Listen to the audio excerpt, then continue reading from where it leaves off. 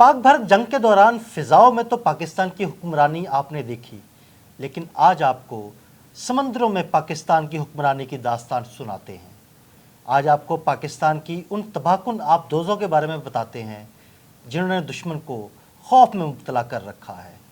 जी आमिर भाई, पाकिस्तान के पास ऐसी कौन कौन सी आबदोज़ें हैं जिससे दुश्मन खौफ में मुब्तला है? देखिए, पनडुब्बी कहते हैं इसको इंडियन ज़ुबान में, और काफ़ी खप डाली हुई है उन्होंने। और उन्होंने ये कहा कि भारत एटमी ईंधन से चलने वाली आबदोज़ें रखने के बावजूद पाकिस्तान का समंदरों में मुकाबला नहीं कर सकता। ये बड़ी अमेजिंग सी बात थी मेरे लिए, इसलिए कि पाकिस्तान के पास जो आबदोज़ें हैं वो एटमी क़ुव्वत से नहीं चलती हैं। इसलिए इन आबदोज़ों को मैं ये समझता था कि शायद भारत जो है उसकी बालादस्ती है, लेकिन भारतीय मीडिया ने हमें इस बात से आगाह किया कि नहीं, आपकी आबदोज़ें जो हैं हमसे बेहतर हैं। और उसकी बुनियादी वजह यह है कि हमारी आबदोज़ों की टेक्नोलॉजी जो है वो ऐसी है कि उसमें से आप क्रूज़ मिसाइल फायर कर सकते हैं, एटमी क्रूज़ मिसाइल। बाबर 3 ये वो मिसाइल है जो इस वक्त भारत के लिए एक खौफ की अलामत बना हुआ है। पाकिस्तान के पास आपको पता है 90s में जो है खालिद आबदोज़ें आई, लेकिन उसके बाद पाकिस्तान ने इस टेक्नोलॉजी के अंदर भी ज़्यादा जो है वो इन्हांस किया, उसको बढ़ाया, उसको आगे लेकर चले और टेक्नोलॉजी में जो जदीदियत आती जाती थी वो इसमें शामिल करते जाते थे। लेकिन इससे भी हटकर एक और बात भी है जिस पर शायद भारतीय मीडिया का ववेला ठीक है। भारत के पास जो एटमी आबदोज़ें हैं वो रशियन पुरानी टेक्नोलॉजी की आबदोज़ें हैं जिनसे मिसाइल फायर भी नहीं हो सकता। एटमी मिसाइल की बात कर रहा हूँ। गो कहने को वो एटमी आबदोज़ें हैं, लेकिन वो ईंधन उनका एटमी है। ज़्यादा देर वो समुंदर में रह सकती हैं, महीनों सफ़र कर सकती हैं समुंदर के अंदर, लेकिन वो उनके पास ये कैपेबिलिटी और कैपेसिटी नहीं है जो पाकिस्तानी आबदोज़ों में। पाकिस्तान ने जो जदीदियत पैदा की उसमें यह है कि इस वक्त वो आबदोज़ें जो कि सिर्फ 2 से 4 दिन 5 दिन जो है वो रह सकती थी समंदर के अंदर, आज उनकी कैपेसिटी 2 से 4 हफ्ते हो गई है। ये बड़ी कामयाबी है समंदर के अंदर इतने दिन और इतने टाइम के लिए रहना जो है, और उसमें आपके ऊपर अगर एटमी मिसाइल हो आपके पास, तो आप दुनिया के किसी मुल्क के लिए भी थ्रेट बन सकते हैं। दुनिया के किसी आबी गुजरगाह के लिए एक बड़ा थ्रेट बन सकते हैं। और डीजल इलेक्ट्रिक इंजन्स की वजह से आपको बार बार वो 48 घंटे के बाद या 24 घंटे के बाद सतह समुद्र पर मछली की तरह सांस लेने और ऑक्सीजन लेने के लिए आना भी नहीं पड़ता है। तो ये खुफिया तरीके से सर्व करने वाली, यानी 600 से 500 मीटर की गहराई तक जो है चलने वाली ये आबदोज़ें खामोश कातिल का काम करती हैं और ये ले जाती हैं। अच्छा, ये सारी चीज़ें मैं आपको इसलिए बता रहा हूँ कि शायद हमारे सुनने वालों में, देखने वालों में ये बात होगी कि क्या इससे बेहतर भी कोई कब बात है। तो ये भी मैं आपको बता दूं कि पाकिस्तान खित्ते में वो मुल्क बनने जा रहा है जो अपनी आबदोज़ टेक्नोलॉजी बना रहा है। पाकिस्तान ने चीन से अंगोर क्लास की 4 आबदोज़ें हासिल की थी जो इस वक्त भी हमारे पास हैं और उनमें वो अपने सर्व कर रही हैं। लेकिन हमने जो चीन से मुआहदा किया था वो ये था कि चीन टेक्नोलॉजी ट्रांसफ़र करेगा। तो इस वक्त कराची नेवल शिप यार्ड जो कि हमारी नेवी के पास है और हमारे जो एडमिरल हैं नवीद अशरफ साहब, वो बहुत मेहनत कर रहे हैं इस काम के ऊपर।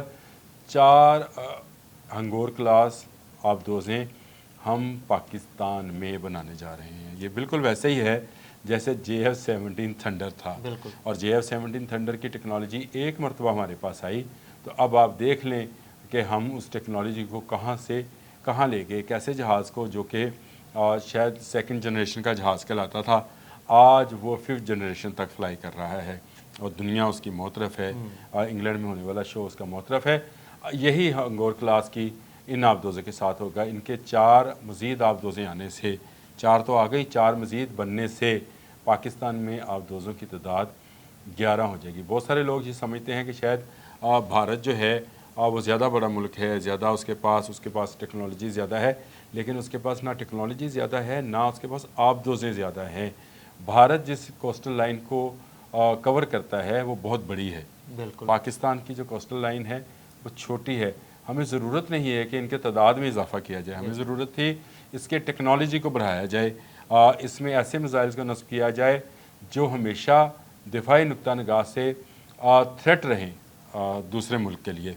तो हमने بابر 3 کروز میزائل جو کہ ایٹمی وار ہیڈ لے جانے کے قابل ہے اس کو انسٹال کر لیا ہے۔ اس کے بعد آپ سمجھتے ہیں کہ بھارت کا کوئی طیارہ بردار جہاز یا بھارت کی کسی بندرگاہ سے پاکستان میں کوئی شرارت کی جا سکتی ہے؟ وہ گو کہ وہ میجر پتہ نہیں کیا نام ہے اس کا، گروواریہ شاید، میرے گھرواری ہاں، وہ کہا کرتا تھا کہ کراچی کو تباہ کر دیا، بندرگاہ اڑا دی، یہ کر دیا، وہ کر دی، پتہ نہیں تو کیا۔ یہ بھی کہتا رہا کہ لاہور کی بندرگاہ اڑا دی۔ اچھا، ویسے لاہور میں کسی زمانے میں بندرگاہ تھی، اس میں کبھی بات کریں گے۔ راوی جب پورے اپنے آب و تاب سے بہتا تھا اس وقت یہاں سے جو چھوٹے بحری جہاز ہیں جو دریاؤں میں چلنے والے ہوتے ہیں وہ چلا کرتے تھے، بندرگاہ تو تھی۔ اور گروواریہ شاید ابھی تک وہ قرون وسطیٰ میں، تو یہی میں آپ سے بات کرنا چاہ رہا تھا کہ وہ ابھی تک قرون وسطیٰ میں بیٹھے ہیں۔ اگر وہاں سے بھارت سے کوئی کوسٹل لائن کے اندر کچھ مداخلت کی جاتی ہے تو بھارت کو اس کے اندر گھس کر جواب دیا جائے گا، اور جواب جو ہے سادہ روایتی ہتھیاروں سے نہیں دیا جائے گا، بابر کروز 3 میزائل کے ساتھ جواب دیا جائے گا جو کہ ایٹمی وار ہیڈ لے جانے کے قابل ہے۔ یہ بڑی پیش رفت ہے۔ دنیا میں کتنے ممالک ہیں؟ آپ کو گنتی میں 4 5 6 7 ممالک نظر آئیں گے جن کے پاس ایسی آبدوزیں موجود ہیں جو کہ ایٹمی وار ہیڈ کے کو فائر کر سکتی ہیں۔ ایسے ہی ہے۔ اور پاکستان وہ آبدوزیں نہ صرف رکھتا ہے، اس نے اپنی 90s میں آنے والی خالد کلاس کی آبدوزیں جو ہیں اگسٹا وغیرہ ان کو بھی اس قابل کر لیا ہے، اپگریڈ کر لیا اور اب ہماری ہنگور کلاس کی جو بن رہی ہیں، جو 4 تو ہمارے پاس آ گئی چین سے بن کر، لیکن ٹیکنالوجی کیونکہ ٹرانسفر ہو گئی اب ہم اس کو بنا رہے ہیں، اور اب اس میں ہم کیا اس نئی ٹیکنالوجی پیش میں ہم مزید چیزیں شامل دیکھیں، کریں اس میں جو مزید چیزیں ہم شامل کریں گے وہ آپ کو کچھ آنے والے دنوں میں شاید پتہ بھی چلے، کچھ آپ کو پریس ریلیزز بھی آ جائیں کہ یہ ان کو سیٹلائٹ آپریٹڈ کیا جائے گا، یہ سمندر کے اندر سے بھی سیٹلائٹ گائیڈڈ ہوں گی، یعنی اور فضاؤں میں تو سیٹلائٹ گائیڈڈ جہاز صحیح کہہ رہے ہیں ہیں، آپ، لیکن اب سمندروں آپ میں کا بھی سمندروں میں سیٹلائٹ گائیڈڈ جو ہیں یہ ہوں گی۔ آبدوزیں چلیں گی، اور یہ آبدوزیں اب بھارت کے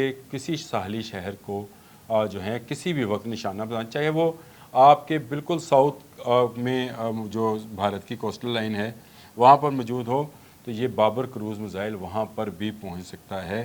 ان آبدوزوں کے آنے سے پاکستان کی بحیرہ عرب میں جو ڈومیننس ہے، جو اس کی برتری ہے، وہ ثابت ہو گئی ہے۔ اب بھارت کا کوئی طیارہ بردار جہاز، ایک تو یہ بڑا مسئلہ ہے کہ ساری دنیا یہ کہتی ہے پاکستان کیوں نہیں بناتا طیارہ بردار جہاز، تو ہمیں ضرورت نہیں ہے۔ اب دنیا اس سے آگے نکل گئی ہے، طیارہ بردار اس جہاز کا کیا فائدہ؟ 65 میں بھی ان کے پاس تھا، نکلا نہیں تھا، ابھی جنگ مئی میں بھی ان کے پاس تھا، نکلا نہیں ہے۔ تو پاکستان میں اس کی ضرورت نہیں ہے۔ یہ جو لوگ سمجھتے ہیں جنگوں کو، وہ شاید میری بات سے اتفاق کریں کہ پاکستان کو اتنا بڑا سفید ہاتھی پالنے کی ضرورت نہیں ہے۔ آج کل روایتی ہتھیاروں کے بجائے میزائل کی دور جو ہے وہ زیادہ ہے، جس کے پاس زیادہ اچھا میزائل ہے، جو کہ اب امریکن تھنک ٹینک نے بھی ایک رپورٹ جاری کر دی کہ پورے خطے میں جو ممالک ہیں ماں سوائے 2 سپر پاورز کو نکال کر، چین اور رشیا کو نکال کر، باقی تمام ممالک میں بھارت اور بنگلہ دیش اور نیپال اور افغانستان، سارے جو خطے کے ممالک ہیں، ایون آپ کا مڈل ایسٹ بھی، سب سے بہترین میزائل ٹیکنالوجی اگر کسی کے پاس ہے تو وہ پاکستان ہے۔ اور پاکستان کی آبدوزیں جو ہیں یہ صرف پاکستان کے لیے نہیں ہیں، میں یہ سمجھتا ہوں کہ یہ اسلام کے لیے ہیں۔ بحیرہ عرب کا میں نے جان بوجھ کر نام لیا تھا، اور مجھے پتا تھا کہ عدیل بھائی جو ہیں کہ دل میں بات لگے گی۔ دنیا میں جس مرضی آپ کوسٹل لائن پر چاہیں گے آپ پہنچ کر وہاں پر آپ ناکہ بندی کر سکتے ہیں، وہاں پر آپ بحری جو جہاز ہیں یا جنگی جہاز ہیں ان کو تباہ کر سکتے ہیں۔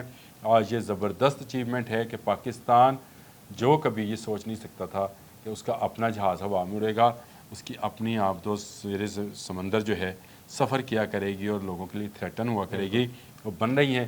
JF-17 تھنڈر آپ کے سامنے ہے، اور بہت کم دنوں کے اندر اندر آپ کو یہ خوشخبری ملے گی کہ پاکستان میں بننے والی پہلی آبدوز جو ہے بحیرہ عرب میں اتار دی گئی، اور اس سے آپ بابر 3 ایٹمی کروز میزائل کو فائر کر سکتے ہیں۔ اس کے بعد مجھے بتائیں، بھارت فضائی رستے سے تو اب کبھی نہیں آئے گا، زمینی رستے پہ، سمندری رستے سے بھی نہیں آئے گا، رہ گیا زمینی رستہ تو فیلڈ مارشل صاحب موجود ہیں، ہمیں بالکل موجود ہیں، لیکن ایک رستہ ابھی بھی اس کے لیے کھلا ہے، اور وہ اس کو کہتے ہیں چور رستہ۔ چور کے لیے چور رستہ کھلا ہے، اور وہ فتنہ ہندوستان کے ذریعے پاکستان کی جڑیں کمزور کرنا چاہتا ہے، جس میں اس کو 100% نہیں 200% ناکامی ہوگی انشاءاللہ تعالی۔